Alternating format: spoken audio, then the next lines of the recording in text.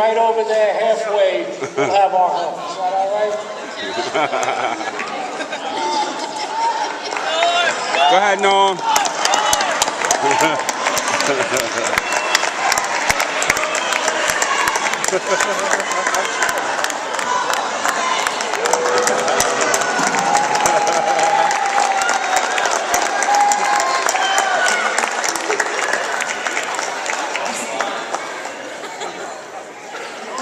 Civility.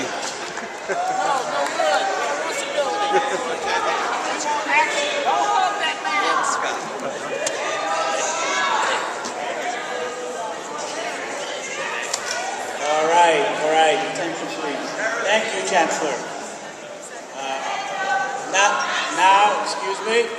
Now we'll address panel member Sullivan's resolution regarding the role of the panel for education policy in the Chancellor waiver process. Secretary Best, please present the resolution.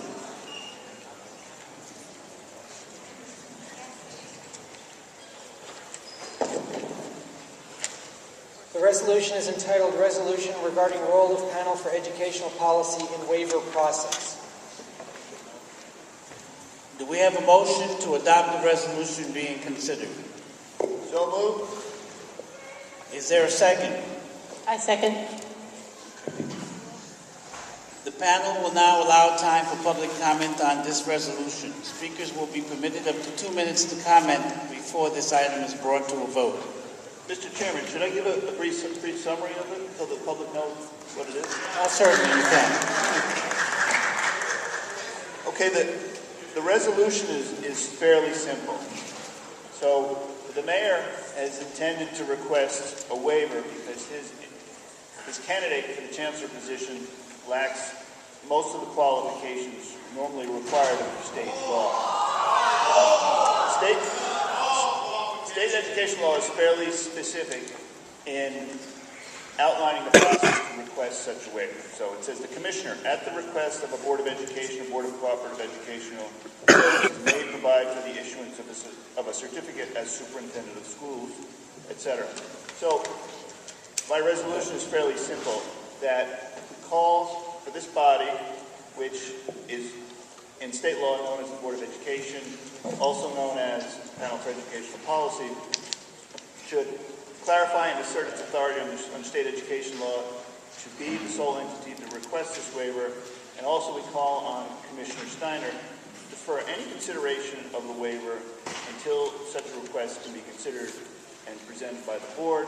I think in light of the extraordinary outpouring of opposition to the mayor's candidate, this is no time to dispense with the legal and appropriate process. So I'd like to hear from the public at this point.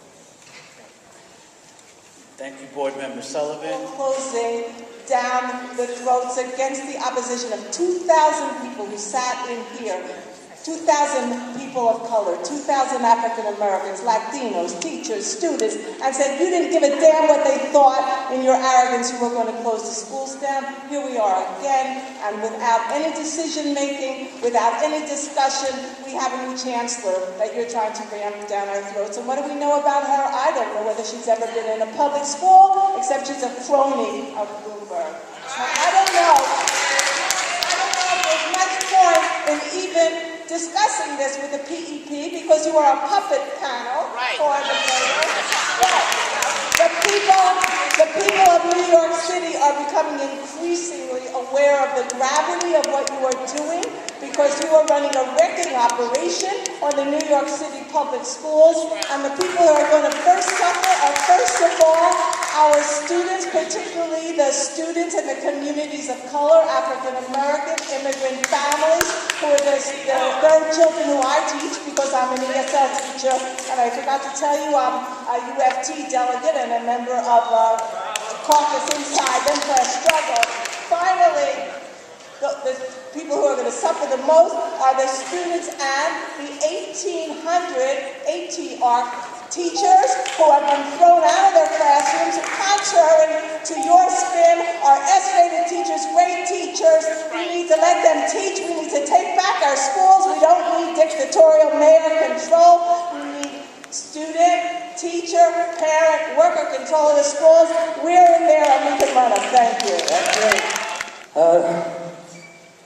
this session, and ever since the schools began to deteriorate, and nobody, when they started to deteriorate, really moved in someplace, some way to fix it.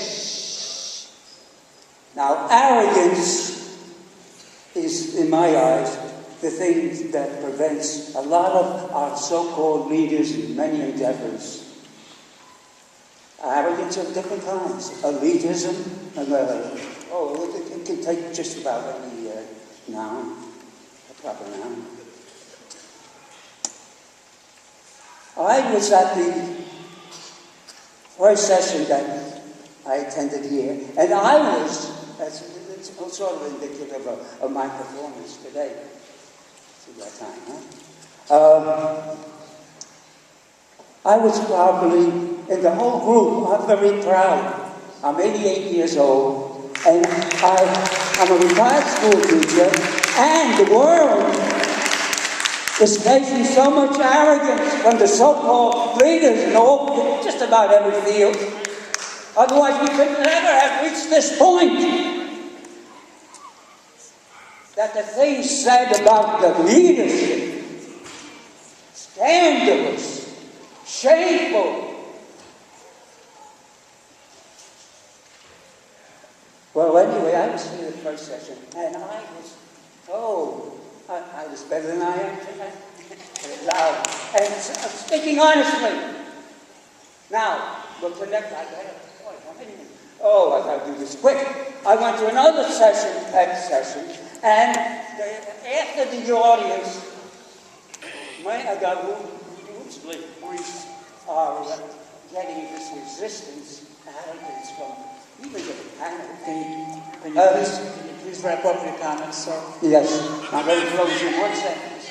Okay? Yes. Just one sentence. I attended this panel, probably the same panel except with a few changes, and spent 15 minutes after most of the people left, so they had no chance for the people. It's the corporations against the people. There's a war going on. You can't see it. It's international. Thank you, sir. Yes. And let me finish the sentence. Thank you, sir. Excuse me, can I finish the sentence? You can promise Finish the sentence and then we'll go on to the next finish the speaker. sentence, please. Finish. Right to the conclusion. I've already expressed it. Finish a sentence. And I'll limit myself to a sentence. So, you spent 15 minutes after the public, the enemy, when people like us, who take out the usual position for honesty and fixing any problem you have. When are we going to start fixing it? Honestly, not lately yet, or being a good sport like Klein came up, wanted to shake hands, etc. Hey, Sir, change. Okay, now, okay, here it is. we need to move on to the Excuse me, let me finish the sentence. I'm trying to be honest. The sentence is this. Please close the statement. You asked for 15 minutes to talk with the people, so-called. Next speaker, please. You asked for 15 minutes. Marjorie Stanbury, please. Let me finish one sentence. Down.